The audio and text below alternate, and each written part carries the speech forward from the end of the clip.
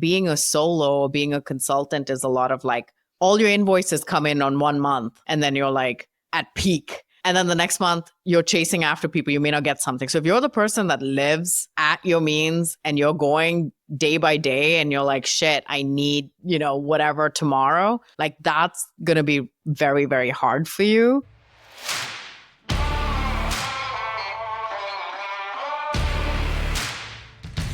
This is 1000 Routes. Every episode, a solopreneur shares how they're building, what they're building.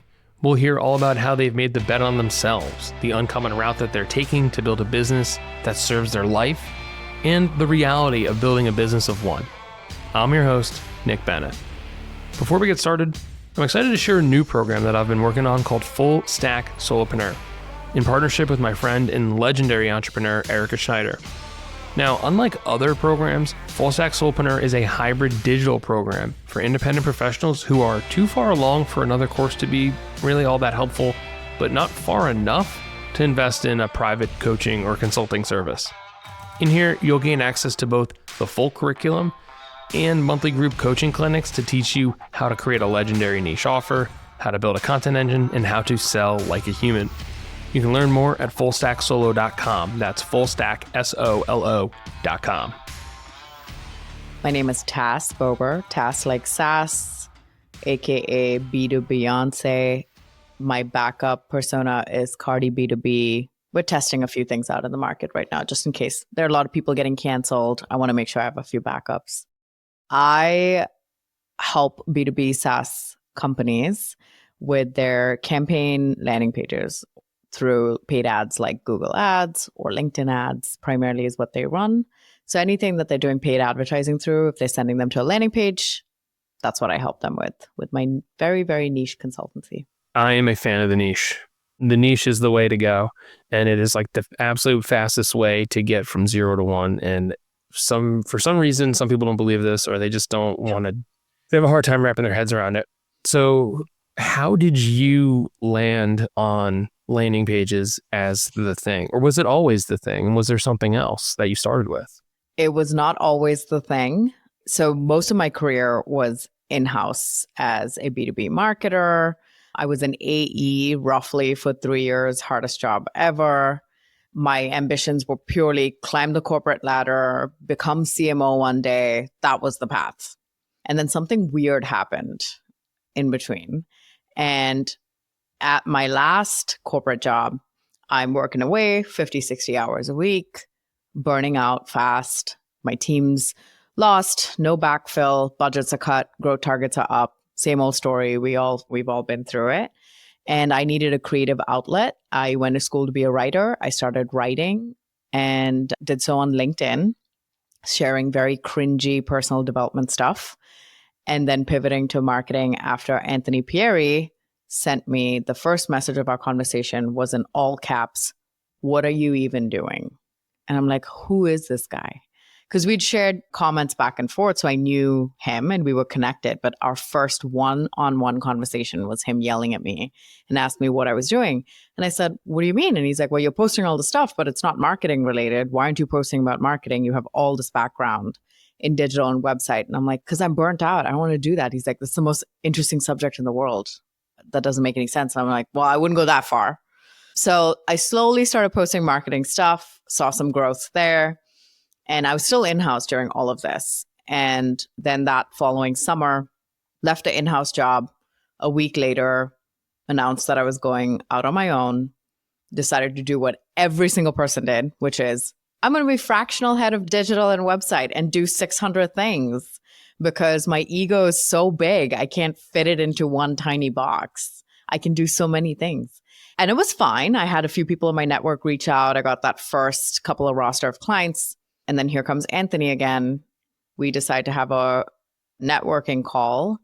He's like in a Panera or something and mouthful of food. And he goes, what are you even doing? And I'm like, now what? What did I do wrong now? And he's like, what is this? What do you do? I don't even know what you do. So he's like, let me go to your website. I'm like, don't go to my website. So then he goes to my website. He opens it up. He's like, oh, so you do everything. And I'm like, yeah, what's up? He's like, you really need a niche down. And I said, I am niche. I'm in the digital and website niche. He's like, how many things are in that space? I'm like, oh, a lot. So then I start listing everything out. And he goes, my best advice I can give you, because I'm a year ahead in the journey, is to just find one thing. And I promise you, no one is going to think that that's the only thing that you can do. But it helps for you to own some mind share when they think of this problem. So I was super annoyed that this guy is telling me what to do. I'm like, great, thanks for mansplaining a niche to me. And and then we're sitting there and I said, what would I even do? And he's like, okay, so Rob and I have worked with, at that point, 100 startups. They always ask us for campaign landing pages. That's not our area. We're product marketers. We're not demand gen, growth, digital. Maybe that's something that you could do. So it wasn't like I was super passionate about landing pages. He gave me an idea, and I knew a ton of people on LinkedIn who were talking about ads, talking about campaign management, but there was not a lot of people, good ones anyway, talking about landing pages specifically. So that evening, I'm pissed off, annoyed. I decide to change everything, my website, my LinkedIn profile, all of it. The next day, I had two people reach out to me for two notable SaaS companies for landing page work. And I was like, what? And that was my first couple of inbound that weren't people I already knew in my network, I'd already worked with. And that's when the light bulb went off. And I was like, dang it, I just really wanted him to be wrong because I wanted to yell back. But then I did that year and a half in, and it was insane. My revenue like tripled by 5 times. The most growth I experienced on LinkedIn came from a lot of my landing page content. And now they call me the purple landing page queen. So here we are. Anthony is like the stand-up comedian of marketing. Why did he take an interest? Do you know why he took an interest in like you doing this thing and helping you redirect? There's a part of me that's grateful for it, but on the other side, I'm like, was I just easy to bully? Like, I don't know why I was the target. You know, it was like the senior kid that's picking the freshman kid in the playground or whatever. And I'm like, I don't know why I'm grateful for it. We have a really good friendship and our businesses work very closely together now. I know half his family. Like, it is very much expanded beyond that. And I don't know what it was that took him there. Maybe he saw me very early in the journey. He and Rob had just figured out how lucrative the niche situation was, and then decided maybe we should see if this will work for someone else. But I know I'm not the only one that he's helped with this. He created this Slack group called Niche Down, and then he had a bunch of other people join as well. But I was probably one of the better students, like his grasshopper to sensei, because I agreed to try a lot of things that he had suggested, while other people were like, oh, I think this may be a cult, so I'm going to leave. But I was just like, yeah, brainwash me. I'm ready. I'm ready for the brainwashing. And so I decided to act on a lot of that. So there's a couple of us. He has another friend of his who he worked with at his product design agency, Riley. Riley did the same thing. He productized a niche down into like one very specific thing. I think it's like B2B Webflow websites, something like that. So they partner. So there's a couple of us that really took the advice to heart and started working on it and giving him a lot of that feedback. So him and Rob were able to think about, oh, okay, this didn't just work as a fluke for us. It's actually something that we can help. And it was funny because I had hired a coach kind of early in the journey, like a business coach. And then I just stopped doing that because I'm like, Anthony's giving me all this advice for free and I'm seeing a lot of immediate results coming from that. And yeah, so I don't know. I honestly don't know. We should ask him. I'll ask him. I'll ping him during our conversation and see what he says. We can find out live. Ask him right now. I want to know. I'll ask him right now. Let's see what he says. Let's put him on the spot. And then we'll have him back for rebuttal again. Yeah. Okay, so while you're doing that, one thing I want to understand. So you go out on your own, you make the decision. First of all, what was like the turning point for you that made you even think this was the move worth pursuing? Because this is what, June-ish of 2023? Let's see, July. at some point. I can't even remember now. Has it been a full year? Yeah. So I think 6 months after I went on my own, that's when I niched down. And now it's been about a full year since I have just been the landing page person. And at first, I like to do this thing where I'm like, okay, if you're going to try something, give it at least a full 3 months. I think it says like 66 days to form a habit, 90 to see any kind of fruition coming from the habit. And so when I first started posting on LinkedIn, I'm like, do it for at least 3 months. And then after the 3 months, I'm like, okay, can you take it to 6 months? Can you take it to 1 year? Can you do whatever? And so even with the landing page thing, I'm like, here's the thing. We have the spotlight effect where we think people are watching us a lot closer than they actually are. They don't care as much as we care. So there's no harm in me trying this and knowing that I can always pivot back or pivot to something else if it doesn't work. And so I decided to do it. And as it kept working, I just kept going in it. And what I did was I didn't jump in with both feet. So Anthony was like, you are going to niche down and that's all you're going to do is landing pages. And you're going to read this book, Built to Sell. And I read it and he's like, follow that blueprint exactly. He told me the same thing, so I just picked it up. It's a good book. It's really good. And so I did read it. And I'm just like, okay, I'm not in the mode of like trying to sell. I'm not like overburdened as like some agency owner. And I just want to be comfortable income wise and be a consultant and have a set of few clients and be happy. That was kind of the goal. And it still is to some regard. Like I'm not thinking about selling or what the next big step is. But in my mind, I'm like, okay, it's working. I'm going to continue to do that. And so this whole first year of doing just the landing page stuff, I used it more as an intro offer. So I talked about landing page stuff, identified a problem. Companies would come to me for that problem. They'd get the good dopamine hit of having this quick deliverable that's very process driven. And then I call it the McDonald's secret menu, where they say, do you do anything else? And I'm like, well, it depends on what you need me to do. But yeah, I have ongoing advising. I have more around the website stuff. I'm not going to do maybe email marketing or something, but I have a couple of these other things. And I would retain a couple of clients over a few months. So I would say landing pages were only about 40 to 50%. And then the rest of it were these consulting gigs that were long-term retainer based. Some of them was content. Some of it was fractional. I mean, it was kind of all over the place. And then I had a revelation last month where I'm like, okay, that's fine. But the thing that I enjoy the most is my landing page process. It's the fastest. The clients are the happiest because they get the deliverable. And then there's that like dopamine effect where it's like the dopamine lowers after you've worked with them for so long. And so if you keep a client on a retainer basis, at some point someone's going to get complacent and things are going to fall. I just realized that I need to focus on what I want to do and make this process a lot better. And I can't do that when I'm being pinged about, hey, can you pull a report for this?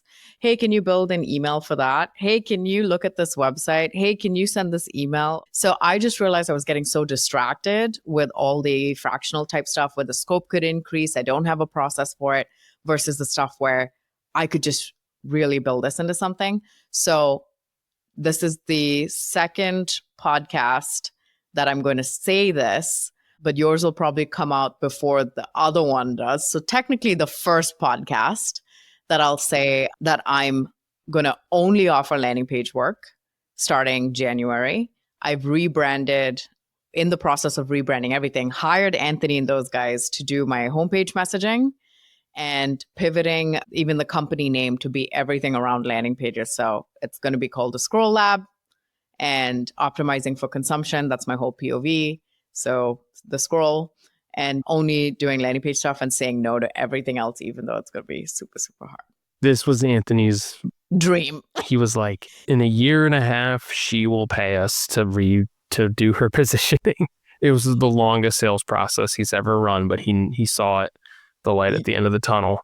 To circle back on me asking him why he took an interest in me specifically, he gave us the most Anthony answer. Are you ready for it? Yes, let's hear it. He said, ha, ha, ha, I'm pretty sure you took an interest in me. Yeah, this adds up. This sounds about right. I don't even know him that well, but I just feel like That's the vibe. That's the vibe. Yeah. so the full relaunch to the Squirrel Lab. Mm-hmm. I love it. Even more niche down. Even though you've done this enough times and you know that this is the work that makes you the happiest, it seems like it's the most profitable, it's the easiest to deliver. You still have this apprehension or fear that like just going all in on it, like one layer deeper. There's still like a mental hurdle there. Like, talk me through that. Yesterday, I had a panic moment in the shower, actually. The shower is where everything meaningful happens in my life. I came up with my entire process in the shower, all my ideas, content. I mean, it all happens in the shower. This is a And real so, thing, though. This is a real thing. When you're not looking at the problem, your brain's just like rolling on the problem. yes, I wish I could save all the drawings that I do in the shower because I come running out and I'm like, oh my God, I got to write this down. But I had this moment of fear because obviously AI is here. It can do a lot of things much faster than perhaps I could. I think that's my husband's fear. He's obviously not in the space as much. He's only, again, secondhand everything from LinkedIn. And he tells me he's worried about me and pigeonholing, right? So for people who are anti niche, it's pigeonholing. And pigeonholing myself into this thing when I can do so much more. He really thinks that I need to push for the fractional CMO thing, which I'm like, I would rather die than be CMO right now, that kind of thing. And so he's worried. He's like, well, you're doing this one very specific thing. AI can just replicate it and do it, and then you're obsolete. And there's a lot of that that's true. I think maybe one day it could maybe do that. There's a lot of AI incorporated into my process to help with some of the research components and things like that.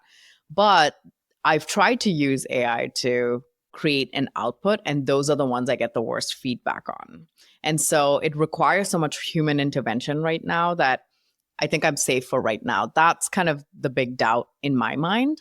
I think I'm over the, oh my gosh, I'm so scared to go a layer deeper. Now I'm like, screw it. Should I just go all in? I think that fear, it took a year and now I'm over that hump. And the next hump is, okay, well, can someone steal the process, do it faster, do all of those things? And that's really the only doubt that I have. But I think the difference between that and us is if you're doing a lot of brand building on LinkedIn, you're doing a lot of this where you become the face, that's really hard to replicate. I always tell people the thing I'm least afraid of is AI replicating me because I have a very, if someone's like, what's your brand voice? I'm like, ratchet. That's like the first word that comes to my mind. I just think that there's a lot of that people are buying into you and not necessarily always the problem. There's a whole mess and nuance there. There are doubts. There's always the imposter syndrome. And every time I send a deliverable off to a client, I'm like, they're going to come back and be like, what is this garbage? This is terrible, which is yet to happen. There's always that, but I have to remember what is my own insecurity versus what is the truth, the objective truth. And if it is something where I'm getting bad feedback, can it be something I can improve on and control, right? I always try to level set myself. The other thing is when those doubts creep in, that's when it's so important to have, like, as annoying as Anthony is and yelling at me and all of those things, when I have doubts, and I have had them over time, I've asked. And I'm like such a type A perfectionist and probably lots of childhood trauma. So when a client comes back with not even bad feedback, it's like, hey, I think I would say this way. And you're like, oh my God, the world's ended. I'm the worst at what I do. This is terrible. I should just quit and go back to being an in-house marketer or whatever, right? And so I messaged him and I said, hey, have you ever gotten terrible feedback from a client? He's like, oh, yeah, they fire us all the time. And I fired them because she's insane. And so that level of confidence, too, that comes from hearing that other people are going through it and they just brush it off like it's not that big of a deal. Like more than, out of 350 startups they've worked with, they've not all been amazing clients. I'm sure they've been hard. Yeah, they're not like everyone's not a case study client. Yes, exactly. That's a part of this that people don't talk about much, though, because it's like you only see the wins and it's like everything isn't going to be a smashing success. But like, so I think that's a very important factor in all of this, which is like sometimes it's just not going to work. Like I've worked with dozens and dozens of solos, and like some people are way more successful than others. And the more you do, you're like, what's the through line between the ones that did and the ones that didn't? And you try to like optimize for who you take on and how you deliver, but it's a moving target. And I think it's the same thing as getting feedback if you're an in-house worker. I used to overthink a lot of my annual reviews and things like that, because if you're naturally a person who likes to be a high performer and you want to give your best at work or whatever you're doing, any little piece of criticism, even if it's constructive, it's like a stab in the chest, right? You're like, oh, fuck, I did this so bad. Sorry, I'm swearing. I told you the clock getting closer to lunch is like hangrier and more unhinged. So that's me. But you're just like, oh, fuck, this is terrible. But then one of the things and exercises I did, and I used to tell my team, is take feedback, because the thing is, we're always telling people how to take feedback or receive feedback, but then giving it, you have to understand that like 90% of leaders have no idea what the fuck they're doing. And so when they're giving it to you, it's not like they're super great at doing that. So it's going to be mixed in with a lot of like feelings and opinions versus fact. What you need to do is take that away and divide it into these columns of like, what is fair? What is unfair? What can I actually work on? And it's the same thing when you're looking at clients. If a client's like, I don't like this, or there was one client who would only give me feedback and comments in the landing pages with like 3 question marks. What the hell am I supposed to do with that? I'm like, do you have a question about this? Is it good, bad? Do you need the source? So understanding what you can and can't take and not taking that part personally and separating the opinion and fact. Giving feedback is an art. And I think from my time in corporate, 99% of people are fucking horrible at it. Oh, terrible. Terrible. They don't know what they're doing. I mean, receiving feedback, like you said, is also painful at times, because like you don't want to hear a lot of the things, no matter how much you're like, I want to grow. It doesn't matter. Like it's like, again, stabbed in the chest. But you said something that I want to go back to, which was just this idea of like, can people rip off your process? And like, and a lot of it is people are really buying into you. And I'm very passionate about this idea of personal branding is dumb. It's a misguided attempt at what we're really trying to do, which is build a reputation. And I think that that reputation you're building around being known for killer landing pages and solving the landing page problem for people absolutely amplifies your ability. So I'll give you an example. There's a bunch of consultants out there that are running a process that is like almost identical to mine, because I've taught them and I showed them how to do it. I've given it to them and I was like, go run this play. Like if you're struggling, like here are all of my frameworks, like this will help you, and they can launch with that. But it doesn't like cannibalize my business, or it doesn't have an effect on my business whatsoever, because people are largely buying into me, or they're in the same way they buy into you. So like the process, like you are what make the process great. And the process changes. I'm sure Anthony has mentioned that piece. And so in the beginning, he would say, why don't you post audits? Why don't you post your frameworks? Why don't you And I'm like, because I don't want people to take the stuff. And he's like, here's the thing. We give our frameworks away for free because the framework changes almost every few clients. And what I found, I don't have 350 like they do under my belt, but in the last year, about 20 or so, it's changed with every single one of them. And I'm like, by the time someone tries to catch up, it's different. I've gotten feedback. The way I do my process different. And now I just show everyone. And I do plan to put it up on my website as well so they can see the process. But the outputs of that are going to be significantly different if I did it versus somebody else, right? It's like you have a recipe that doesn't make you a good cook. That doesn't mean it's going to come out like Mary Berry on Great British Baking Show. You may have the cookbook, you have the frameworks, you literally have all the steps written down. You're not going to execute it the same way as someone else. This is what I have been beating this drum for so long, because this is why you can't buy a book and be like, why am I not successful? This is why people feel so burned by digital courses, because they're like, I took this course and like I'm sucking at this thing. It's because paying you is they're paying for the probability of success, or the increased probability of success. Like paying Tas means that the likelihood of this being a successful thing is going to be almost guaranteed versus us trying to hack it together from her LinkedIn posts or read this book on positioning and stuff like that, or trying to hack together what other people say on LinkedIn with her approach to landing. There's a million different ways that you could do it and not be successful. So this is why I'm very passionate about this idea that changing the sell from here's the deliverable, sure, this is the thing you're going to get, but you're paying me because you would rather shortcut all the bullshit. I've done this dozens and dozens of times, if not hundreds of times. And now you're basically paying to shortcut all of that, circumvent and clear all the hurdles really fast and say, guaranteed success. The funny thing too is I would say guaranteed execution, because if you're in marketing, you're going to fall down 9, you're going to get up the 10th. And the 10th time might be the time that you're successful. And especially with me in the landing page and testing space, I always tell people, I'm going to give you the best first hypothesis that we're going to run with. And because you can sit here and try to optimize a landing page that's shit, maybe you'll get it from a 0 to a 1. But if you start at a 6 or a 7 to get to a 10, it's a much shorter journey. That's that piece. Also, I work with incredibly smart marketers. I worked with Calendly, Freshworks. I have huge marketing teams, very smart people. I don't even know if I would have gotten hired. They're full-time. So I have to give them credit that sometimes the whole thing is they're doing 45 projects. So even if they could focus and execute this and do this well with the frameworks I gave them, they don't have the time. They don't have the mental capacity. This is all I think about all day long. This is what I work on all day long. And so I can look at the nuances and make space for that.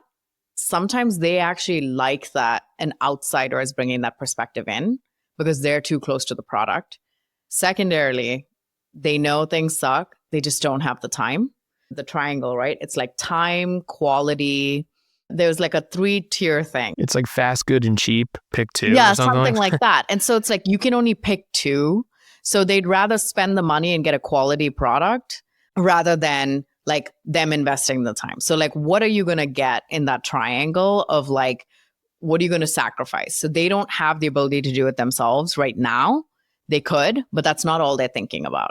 They have goals to hit. They have thousands of campaigns that they're running. Outside of that, they have events that they're trying to put on. Then the leadership team is hey, we need thought leadership content because that's big now. Oh, somebody needs to build a personal brand. They're just doing too much. And so they just need someone to just check something off the list for them quickly. And I think that's where a lot of the value also comes in. It's just get this done for me, please. So I want to get into some of the nuts and bolts of how you deliver, because I think this is a huge mental roadblock for people. It's putting together a productized program. So how do you take people through this to get the output in a tangible way? Because sometimes people are they don't know what steps to go through. And then it's hard to just to have people for them to be reflective on their experience instead of reflexive. And so oftentimes I'm well, I just create a landing page. And it's right. But if you were to break it down into steps and say, what do I need? What are all the things we need? And be reflective on that process to take them through it. So how did you come up with your productized approach to this? And what's your process? So it's obviously been an evolution and continues to be an evolution. And so if you start with just the landing page, at first I was just doing audits. And that's how it started, right? Give me your landing pages right now. I'll audit that and tell you where things are sucking. And then as I started to do those audits, I'm okay, here's a very technical product that's bot management.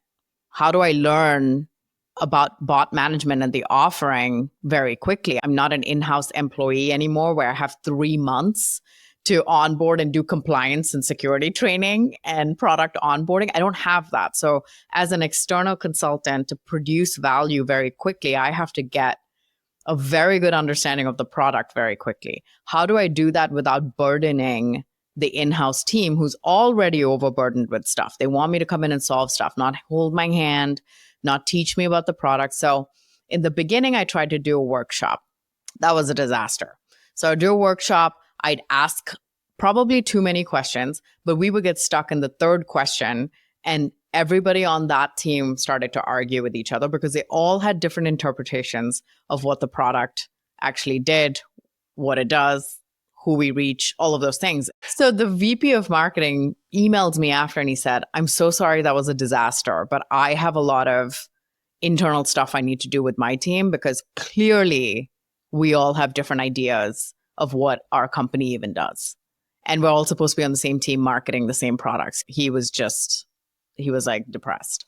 So I was like, well, this is not going to work. So then it took 2 or 3 weeks before they got their ducks in a row, before they came back to me. And then me trying to schedule another time. It was just a disaster trying to do it with all of these people. And now workshops, though, work incredibly well for Anthony and Rob.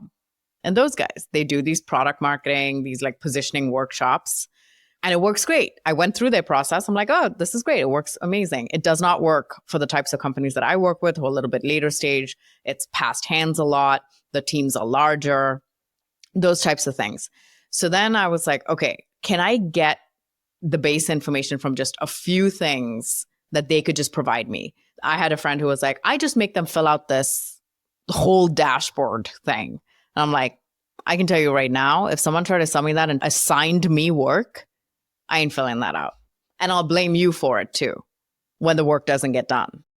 I just asked for 4 pieces of information, any ICP messaging documentation that they might have, any competitor information, typically through battle cards, a sales pitch deck if they're more sales led, and then any product information that's more like internal.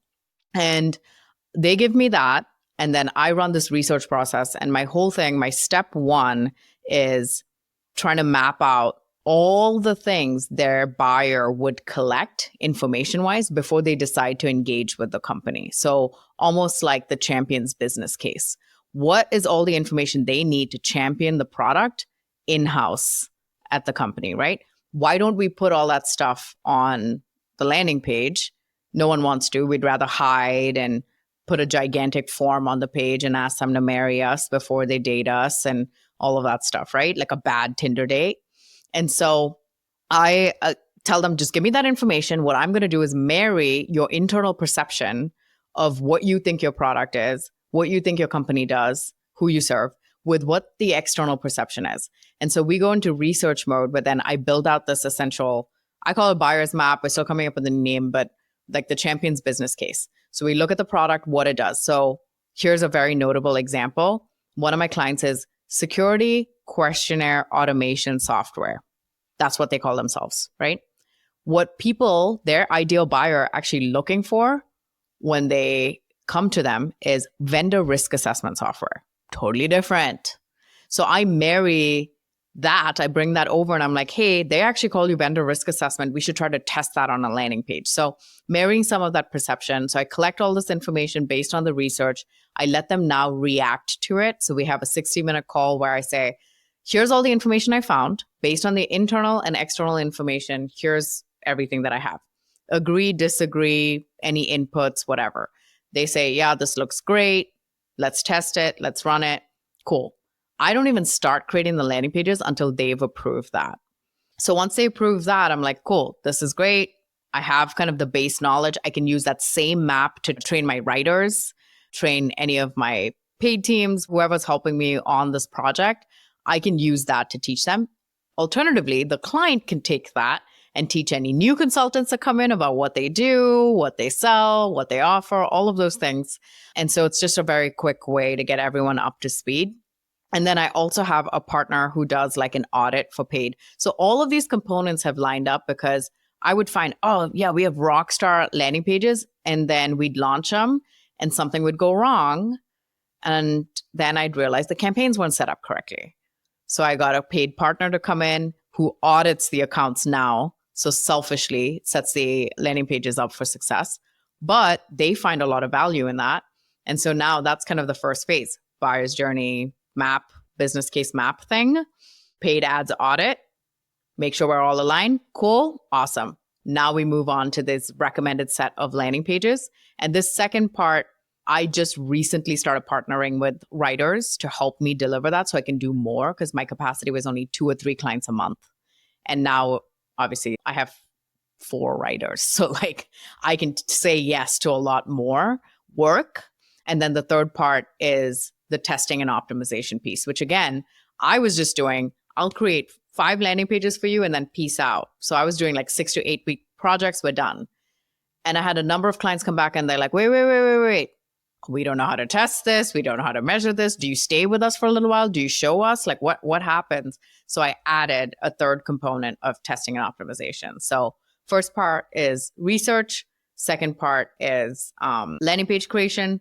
Third part is optimization and iterations. There's so much I love about this. One being like, you're like, oh, I learned something and I changed my process. Like a lot of people are very finite with, what if this program isn't the thing? It's like, it's not. What you're doing is not the thing. It's going to change in 20 minutes. And that's the point. Like you're going to do it and you're going to learn something. You're going to make it better. And this idea of like rapid iteration is lost on a lot of people.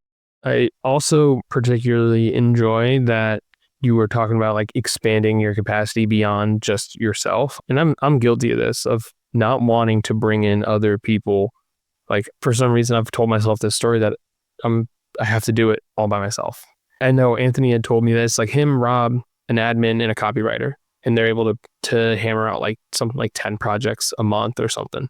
And they're doing it within like 2 to 3 weeks, something crazy like that, which is insane. But when did you realize you needed to add in more support? And how many people do you have now? I don't have any full-time employees. Everyone is a partner or contracted out. So I think that was the other thing, right? You're either a solo or you think you have to hire a full-blown team, but there is an in-between where you're not maybe liable for someone's entire livelihood, which that was my biggest fear. Yeah, as someone who has been laid off in the past, we've had 550,000 layoffs in tech in the last couple of years. Like, I don't want to be responsible for someone's entire livelihood. That's something that would stress me out. But there are people that I can hire who are very specialized in what they do. So it's almost like this matrix of niches that are coming together. I had to work through my process a little bit. Once I started seeing that I was turning down 2 to 3 clients per month, and then I'd circle back with them, but then they've moved on, right? Because every client wants things done yesterday. So there were a couple of points where I realized, okay, I need help. The first one is I'm drowning in the process because my fractional gigs, along with the landing page stuff, I'm just not able to take a lot more. I would sit down with the intention to focus on some kind of landing page gig, and then I get a ping like, hey, I need a report, I need whatever. And I'm like, okay, this is not working. I need that focus to do better. When I found that I had focus, the process would get better. So there was a small thing like one of my clients kept rewriting my headlines. And I'm just like, oh, but we're going back to this jargony B2B that I hate. How do I do this better? And one of the ways I came up with that was I gave them a list of headlines with different like frameworks behind it. I'm like, okay, what if you did a capability and the problem together or whatever, leading with the benefit, whatever, and gave them a list of headlines I was okay with. So they were choosing between the headlines instead of rewriting my headline. So just small tweaks in the process like that made it better, that I knew if I had the focus, I would be able to iterate even more rapidly. So that was one. Second, I was working way longer than my corporate jobs, which is fine. When you're doing it for yourself, it doesn't feel like work. The problem is I have 2 kids, 5 and under, obviously married. I work 3 days a week because I want my son home with me. I lost a lot of time with my daughter. When I worked my corporate job, I didn't want to do that with my son. I want my work-life balance to be heavy on the life and less on the work without really compromising a lot on the work thing. I'm just generally a very ambitious person. But I was just like adamant about not wanting to expand that to 5 days. How can I work 3 days, expand my capacity? I mean, it's like this Rubik's Cube, right? It's like, how do I expand my capacity, work less, still make more money, still prioritize family? It's like trying to find this like unicorn situation. And then I had a conversation with a former client, the same VP who was upset about his team. He's ended up being just such a great mentor for me. He eventually left the company, but we had a one-on-one and I asked him a few questions. I'm like, now that there's no stake in the game for either of us, let me ask you some honest questions and I want your honest feedback. Do you care that I'm the one running the entire process? He's like, no, I care that it's delivered to me fast. And I think that was the shift for me where I was like, oh, they're not even expecting me to do all the work. They just want the deliverable as quick as possible. The time to value matters more than who's doing it. If they're trained in your methodology, you trust them. It's not some chump off the street that you're just handing off to like a junior person. Do that. And then the second, I was like, I just really don't want to be an agency. He's like, I wouldn't consider you an agency. If you're hiring out for specific parts of your process, I would consider you still a specialized service. I'm like, okay, good reframe. And third, my husband said, I want my wife back. And that was probably the one where I was like, the whole reason I'm doing this is to prioritize the life in work-life balance. And I'm not achieving that if my husband is saying that he wants me back, because I was working every night trying to get the deliverables done. And I'm like, fuck this. I can't do it anymore. And so I just immediately, I posted in the Exit 5 community. I asked around on LinkedIn, past copywriters that I met. I was on a roast with a really good copywriter. I knew that if I hired talent, it had to be top tier, not trying to cheap out on that. Everyone I partner with has probably a longer history of writing for B2B SaaS than me. They have their own success stories, their own kind of businesses, and I'm paying them well for it because I want them to be happy. And I can't tell you, Nick, the last 3 weeks of my life have been amazing since I started this business. I've been able to enjoy, I had my birthday recently. I took time off. I traveled for a conference for my first onstage talk, and just looking at the emails and seeing things continuously moving. I messaged a couple clients in between. I'm like, how are things going with so-and-so? All have been really good feedback. They're just happy things are moving versus stalled because of me. And that was the time where I was like, this is worth it to me. Your story resonates with me greatly because when I first got started, I was working nights and all these things. And my wife said, as she said something similar to me, the answers you're looking for are not in your computer screen, which was like her version of saying like, I need you back now. Because I have 2 young kids. At the time I had just one 9-month-old son and my other son's now 4 months old. And so, yeah, I feel you on all of that. How do you create the space in your life? And everyone wants this work-life balance. And I completely agree with your approach to this, which is I'm actively trying to like unbalance these things in favor of my personal life. 100%. There is no question about it. I do not want to work more. I want to live my life more. I'm 100% with you, and I'm glad that you have found that through this process. And the unique thing to me is like you don't need to do it all. It's okay to not do it all. Like being a solopreneur doesn't mean you have to be alone. Yes. And it's funny because I would get on discovery calls after I talked to him, and I partnered with a few writers. I was in the process. I was just interviewing them and trying to see, but I also was testing the waters on the discovery calls to see if they had any objections to me and the process and me saying I'm going to hand it off to a writer. So I would say, here's the process. We'll do this buyer's journey thing. I will do that. And then my writers will then take it, put it in these landing pages. Not a single person has batted an eye. They've not said anything. They were like, yeah, cool, amazing. And they're like, so when's the delivery? And I'm like, 2 to 3 weeks after we have the alignment. They're like, oh, cool. And then I found myself also over explaining. So some of my existing clients who I was like, yes, we're in the middle of the process. I'm like, I got to hand off the middle of the process stuff too. It's killing me. Like I'm burning out. And so I mentioned to them, I'm like, hey, I'm traveling for a conference next week, but I do have an awesome writer that is part of my business. They're going to help keep this moving while I'm gone. No one's bat an eye. And so I felt like I was over explaining like, oh, they're amazing. They have all this experience in B2B SaaS and like what, and all the clients are like, anyway, yeah, nice to meet you. This is where we are. Like take the, you know what I mean? They just don't care. They care about the work getting done and that it's good quality work. And I train all of them in my process. They all are giving it to them the same way that I sold it to them. And so it's been better and fine. And now I'm like, okay, now my brain's going, right? Because I'm like, okay, 2025, all landing page stuff. I will do the research component. The writer's going to do the writing component. And then one of the writers was actually a growth marketer and she loves doing the testing component as well. So she's like, I would love to do the testing component. So I'm like, hire out for that part of the process as well.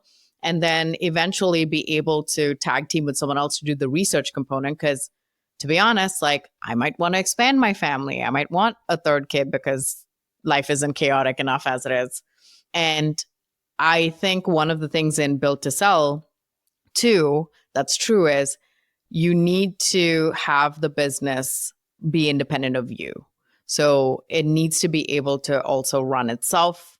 The more you bring yourself out, the more of an asset that it actually becomes, because it is an asset then that can transfer ownership at some point in life. Not that I plan to sell it or whatever, but just the more it looks like it's not part of you. And I think my brand is what's bringing it in, and I'm still the face and all of those things. When I hear that, it's not, oh, I want to sell. It's, oh, I get more freedom. And that's what I want to optimize for, is my freedom. Absolutely. Optimize for freedom is the best way to put it. Okay. So looking back, what is something you would have done differently? Not to give Anthony too much clout, but probably taken some of his advice. We won't send him this podcast. We won't send him this podcast. We won't send him this part. He's sick of it. I talk about it on every podcast because that really was the origin story. He was just a big part of that. Probably give him too much credit. Things I would do differently. Probably would have, I think I hired at the right time. I could have done it a little bit sooner, but revenue wasn't at the point where I was ready to do it sooner, because it was painful to then have to let go of the cash. And now not as much, but I think that now I need time to just do the things that I love, which is writing the content, and content drives my business. So I have to keep doing that. And right now it was just sitting on the back burner the whole time. And I'm like, okay, I need to do something different. But I love this. Like, I love podcasts. I love talking to people. I love posting on LinkedIn. I love networking and meeting people. And I feel like I want that to be more my role, is the business generator. And then the delivery is kind of its own mistakes. I don't know. Like, I feel like every single one, every fuck up, like, helped me optimize my process more. So I don't know if I'm learning from other people's mistakes, because there were people who hired junior talent and they were like, oh my God, this is the worst. And I'm not going to do that. I'm going to hire people who are probably better than me and can teach me a few things. I don't want it to be the other way around. So I think there's that. You get what you pay for when it comes to talent. Consistently getting the habit and writing on LinkedIn. I took Ship 30 for 30, the course. You familiar with those guys? Yeah. Dickie Bush. And when I first started, that was amazing. Did all of the natural things, right? Like, did all of Justin Welch's courses, and the natural progression went into Ship 30, Dickie Bush, all of those guys. So I felt like I got my LinkedIn training, and then I knew how to use the platform to write and get the word out there. So when I eventually niched down to landing pages, I already had the foundations of how to write down for LinkedIn. And then now I just had to execute it. And so a lot of that piece. So I don't know. I mean, I made a lot of mistakes, but I don't regret it. I built like a really good foundation of friends and solos that are like my chosen coworkers, which is just way more fruitful and fun. So yeah, I mean, it sounds really pompous to be like, I don't regret any mistake. I really don't. I just don't regret anything. You're allowed to not regret. It's not about regrets. It's just like, hey, if I could have done it sooner, or if I could have stuff like that. It's like, if Anthony was telling you for months to like do landing pages and you were rushing it off, and you're like, man, if I just listened like 6 months earlier, that would have been. Yeah, I'm stubborn. Anyone will tell you that. But I also do respond to yelling really well, because a lot of people have given me advice, but Anthony's the only one that yelled it at me. And I just responded so much better to that. Maybe that's like being raised by a boomer Asian mom. Am I allowed to say that? Is that PC? You can say whatever you want. There are no rules. Okay. I just don't want to get canceled. I've said a lot of things that are cancelable offenses, but I think I do regret not doing it sooner. Like when I was in-house and just writing online and building a brand, I felt like the algo was like very unhinged. Someone starting now is going to have it so much harder than when I started. And then I had it a lot harder than when like Justin Welch started, when it was like, you could just post anything and it would go wild. I mean, Dave Gerhardt talks about it all the time. He's like, oh, when I started, Dave Gerhardt had some incredible foresight. For him to be like in-house at Drift and then a decade ago and was like, I'm going to write on LinkedIn. I was not even in the universe of thinking about posting on social media. When Dave Gerhardt created the Dave Gerhardt Marketing Group on Facebook, I sent it to one of my coworkers at the time, and she was like, he's monetized his life. This is insane. What is this? Like, how is he doing this? And it's like, oh no, that's just like status quo now. It was like so insane. We were like scratching our heads like, this is nuts that this is even a thing. Even like I had John Bonini on recently and he was like, yeah, I saw that Dave Gerhardt do this. And he was like, what the hell? Like, why not me? Like, let me try something and like, let's see if I can pull this off. And he created a Patreon. So it's like, I think that approach rewired a lot of people's brains for sure. People were paying attention. And it's like, that was what, 2019?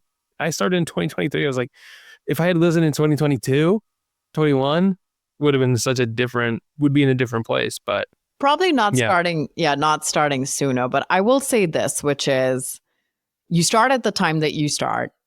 It's the right time for you. I always tell people to, like, if you are the type of person or you're in a family where you're living paycheck to paycheck, this is probably not the right move for you, especially if you're just beginning.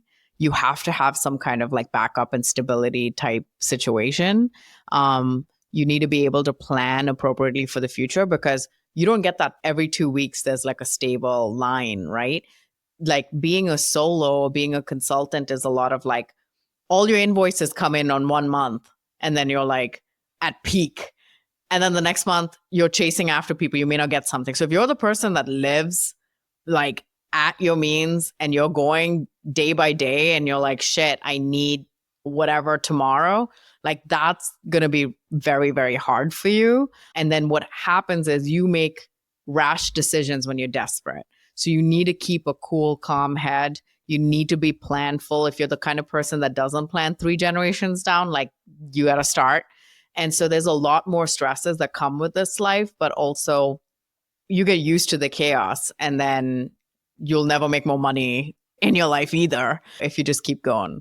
A lot of people I know will start to like write on LinkedIn the day they start their solo consulting business. And I'm like, that was probably not the right move. So yeah, I 100% agree with you there. Okay, so let's end here. What do you want to build that you have not built yet? I know you've niched down deeper, 1 layer deeper, and you're going to go all in on this starting in January. But like, is there something that you want to build that is lingering, or something you want to do that you haven't done yet? Yeah, so I just posted today. I don't know if you had a chance to see it, but I said I'm in a content rut lately, and it's not the opportunity for people to come out of the woodwork and sell me content services. But I reposted something Dave posted a month ago or so, and it said, what is the one thing that could kill your business today? That's the thing you need to focus 80% of your attention on. And my attention has been maybe 20% on it the last 6 months because I've been drowning in delivery. So that's something I want to get back into. And that one thing is writing content consistently, which I feel like I have LinkedIn down, right? Like getting back into the groove of doing it regularly, the things that got me my Purple Lady, landing page lady fame, getting back to that. That's what people enjoy, doing that. But one of the ideas that I had kind of a couple quarters ago, but one thing I want to do, I talked to Devin Reed about expanding my content footprint. Because they always say, like, do 1 rented, 1 owned. And here's the thing. I see a lot of unsavory stuff on LinkedIn, okay? I'm like the LinkedIn troller in the comments. So it's only a matter of time before they cut me loose. And then Devin's like, you got to do like 1 rented and 1 owned. And I have a list that I've kind of slowly built over time because I have this like hub that I give away for free, whatever. And I've just collected, but I don't do anything with them.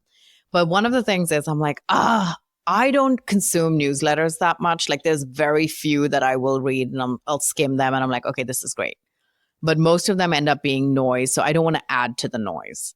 But I'm like, it would be super cool. Someone mentioned a concept of like, I think I was on a micro podcast. I'm like, oh, you know, it'd be fun to do a micro newsletter, like a 1 tip once a week, not a huge lift on my end, but I get to engage with people who want to engage with me. So expanding that. But again, once my bandwidth frees up and I'm out of my content rut, that is something that I want to do is just expand into more content avenues and do more of like that hub and spoke type model where not too much stuff, but definitely getting in more of the content and being like the brains there.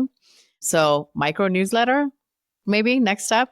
I'm into it. If you're not familiar with Erin Balsa, she runs House of Bold and she has a newsletter called Boldface, and it is daily emails, but they're like super, super short and pithy and like they're great. I love them. So something to check out as like some little inspiration. I love them because I don't read a bunch of newsletters, but like hers come through and I know that I've been conditioned to open her emails because they're just short. And I'm like, oh, I can read this in literally under a minute.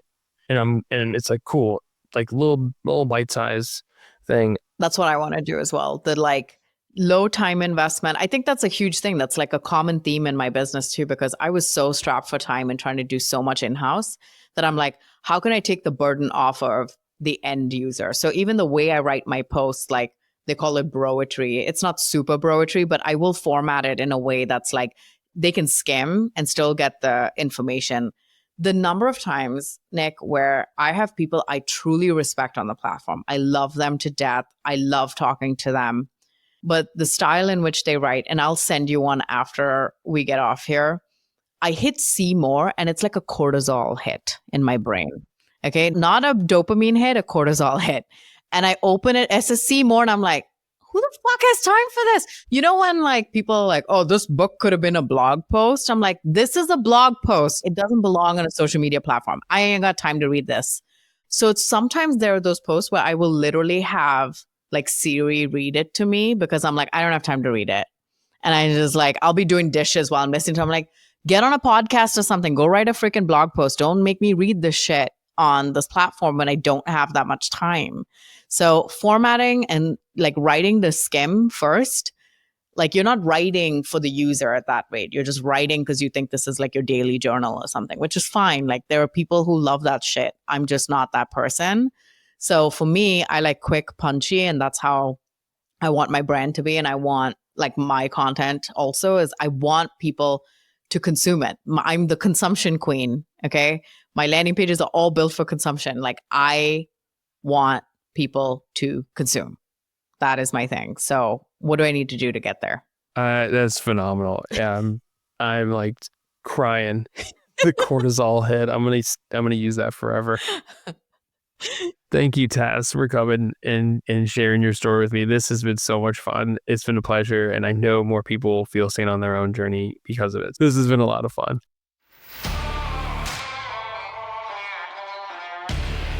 Hey, Nick again, and thanks for listening. If you've enjoyed this episode, you can sign up for the 1000 Routes newsletter, where I process the insights and stories you hear on this show into frameworks and lessons to help you build a new and different future for your own business.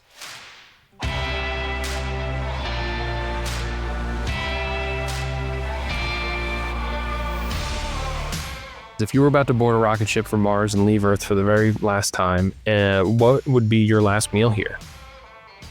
Oh, that one's easy because it's also my death row meal. My husband and I have talked about this, but my mom is Thai and my dad is Indian. But my mom makes this insane omelet, this Thai omelet, and it has a bunch of like chilies on there and vegetables. It's really spicy. And we always ate that on a pile of rice. And every time I left home and I'd come home, that was the only thing I'd ask her to make me. So that is 100% the meal I would eat before I leave. Spicy Thai omelet? Can she please start like a food truck?